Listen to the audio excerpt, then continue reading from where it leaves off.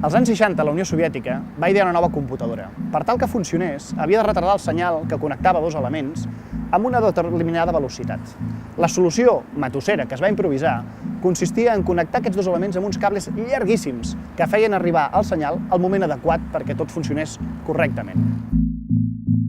Aquesta solució lletja i matossera es posa sempre com a exemple a les solucions clutch, habitualment usades en informàtica o en altres tecnologies.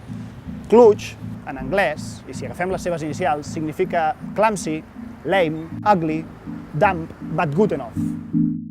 És a dir, matosser, lleig, dèbil, tonto, però suficientment bo perquè una cosa funcioni. Al llarg de la història s'han utilitzat solucions igual de matosseres i lletges per a altres tecnologies. Malauradament, també s'han utilitzat per resoldre problemes molt més quotidians des de determinades administracions o des dels estats.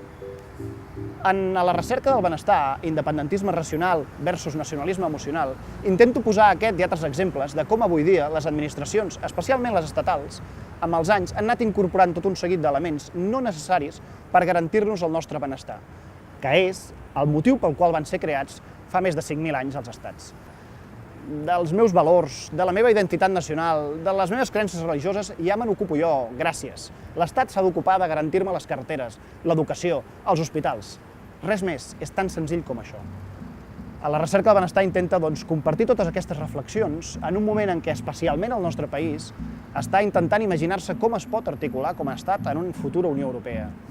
Probablement nosaltres som els que més ens hem de preguntar com volem que sigui aquest estat, precisament perquè el comencem a crear des de zero, no tenim excuses per repetir vells errors o solucions tipus clutch que altres estats potser es poden permetre, però nosaltres, precisament perquè comencem amb un full en blanc, hem d'intentar evitar-les sigui com sigui.